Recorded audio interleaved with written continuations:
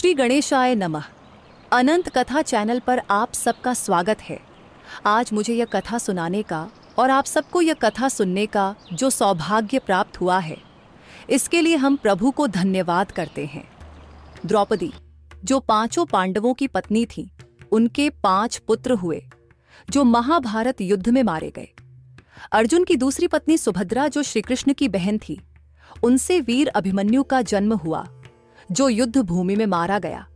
अभिमन्यु की पत्नी उत्तरा का पुत्र अश्वत्थामा के बाण से वह गर्भ में ही मारा गया, लेकिन भगवान श्री कृष्ण ने उसे पुनः जीवित कर दिया। इस बालक का नाम परीक्षित पड़ा, जो कुरु वंश के पुनर्जीवन का प्रतीक बना। युद्ध के पश्चात अपने पुत्रों की मृत्यु से दुखी धृतराष्ट्र और गांधारी पांडवों के राज्य में रहने लगे। युधिष्ठिर दिन रात उनकी सेवा करते थे। विदुर भी धृतराष्ट्र के पास रहकर उन्हें सांत्वना देते, परंतु भीम अक्सर क्रोधित होकर धृतराष्ट्र पर कठोर शब्दों से वार करते और रणभूमि में उनके पुत्रों को मारने की बात याद दिलाते हुए अपमानित करते थे। इस तरह 18 साल बिताने के बाद धृतराष्ट्र ने वन में जाने की इच्छा प्रकट की। धृतराष्ट्र ने युधिष्ठिर से प्रार्थना की कि वे अपने पुत्रों के लिए विधिपूर्वक पिंडदान करना चाहते हैं, क्योंकि भीम ने पुराने वैर के कारण उनका श्राद्ध नहीं किया। उन्होंने इसके लिए धन मांगा ताकि अंतिम संस्कार के बाद तपस्या के लिए वन जा सके। विदुर के परामर्श पर युधिष्ठिर ने धन देने का निश्चय किया और परिवार से कहा कि वे धृतराष्ट्र को कौरवों का श्राद्ध करने के लिए धन देंगे। यह सुनकर भीम क्रोधित हो गए और बोले कि दुर्योधन के कल्याण के लिए राजकोष का धन देना मूर्खता है। इससे धृतराष्ट्र को सुख मिलेगा, जो अनुचित है। भीम ने युधिष्ठिर को उल्लाहना देते हुए कहा कि आपकी गलतियों के कारण हमें वनवास झेलना पड़ा। दुशासन ने द्रौपदी का अपमान किया और हमें राजा विराट के घर में छिपकर रहना पड़ा। मगध के राजा जरासंध का वध करने वाले मुझे रसोइयां बनना पड़ा और अर्जुन को बृहन्नला बनकर नृत्य सिखाना पड़ा। यह सब आपकी जुए की लत और निर्णयों का परिणाम था। भीम ने युधिष्ठिर को धृतराष्ट्र को धन देने से मना किया, लेकिन अंत में युधिष्ठिर ने अर्जुन, नकुल और सहदेव की सहमति से धृतराष्ट्र को धन दे दिया। धृतराष्ट्र ने धन लेकर पुत्रों का विधिपूर्वक श्राद्ध किया और ब्राह्मणों को दान देकर गांधारी, कुंती और विदुर के साथ वन को चले गए। पांडवों के मना करने पर भी कुंती नहीं मानी और वन के लिए प्रस्थान किया। ये देखकर भीम रोते हुए सबके साथ उन्हें गंगा तट तक छोड़ने गए और फिर हस्तिनापुर लौट आए। धृतराष्ट्र, गांधारी, कुंती और विदुर गंगा तट पर शतयूप आश्रम पहुंचे। पर्णकुटी बनाकर तपस्या करने लगे। 6 साल बीतने पर युधिष्ठिर ने भाइयों से कहा कि उन्होंने स्वप्न में माता कुंती को दुर्बल देखा है और पितृजनों व विदुर से मिलने की इच्छा है। सभी सहमत हुए और पांडव, सुभद्रा, द्रौपदी, उत्तरा तथा अन्य लोग शतयूप आश्रम पहुंचे और धृतराष्ट्र आदि से मिले। जब युधिष्ठिर ने विदुर को नहीं देखा तो उन्होंने धृतराष्ट्र से पूछा।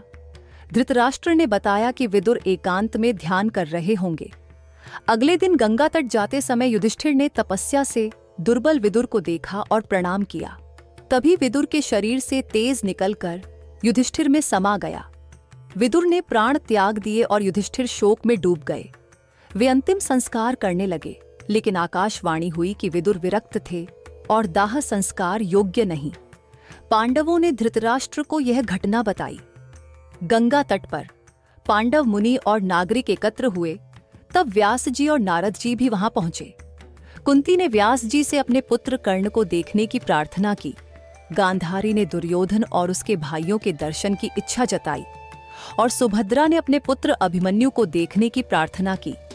व्यास जी ने देवी भगवती का ध्यान किया और उनकी स्तुति करते हुए कहा, हे माता, ये लोग अपने मृत स्वजनों के दर्शन के लिए मुझसे प्रार्थना कर रहे हैं, किंतु मैं ऐसा करने में सक्षम नहीं हूं। अतः आप इन्हें मृत व्यक्तियों के दर्शन कराइए। देवी के आह्वान पर सभी मृत स्वजन, कर्ण, दुर्योधन, अभिमन्यु और अन्य प्रियजन स्वर्ग से प्रकट हुए। सब अपने प्रियजनों को देखकर प्रसन्न हुए। अंत में व्यासजी ने देवी से प्रार्थना कर उन आत्माओं को स्वर्ग वापस भेज दिया। धृतराष्ट्र, गांधारी और विदुर से आज्ञा लेकर पांडव और मुनिजन हस्तिनापुर लौट आए। वहां से पांडवों के प्रस्थान करने के तीसरे दिन उस वन में लगी आग में कुंती और गांधारी समेत धृतराष्ट्र जलकर मर गए। संजय पहले ही धृतराष्ट्र को छोड़कर तीर्थ यात्रा के लिए चले गए थे। नारद जी से यह समाचार सुनकर युधिष्ठिर बहुत दुखी हुए।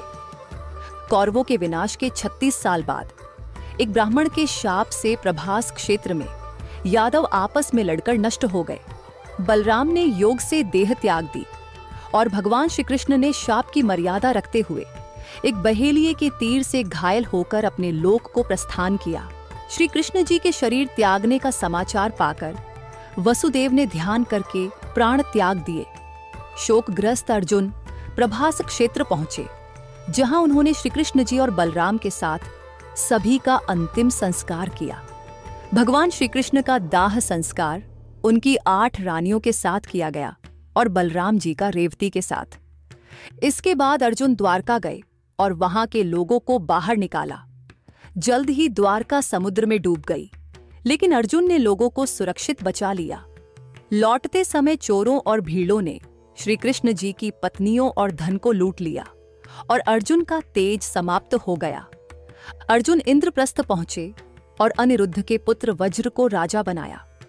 अपनी शक्ति खत्म होने की बात अर्जुन ने व्यास जी से कही। व्यास जी ने बताया कि अगले अवतार में अर्जुन और श्री कृष्ण का तेज फिर से प्रबल होगा। यह सुनकर अर्जुन हस्तिनापुर लौटे और युधिष्ठिर को सारी घटना बताई। श्री कृष्ण जी के देह त्याग और यादवों के विनाश का समाचार सुनकर युधिष्ठिर ने परीक्षित को राजा बनाकर द्रौपदी और भाइयों के साथ हिमालय की ओर प्रस्थान किया। 36 वर्षों तक राज्य करने के बाद सभी ने हिमालय पर प्राण त्याग दिए। परीक्षित ने 60 वर्षों तक धर्मपूर्वक राज्य किया। जय माता दी।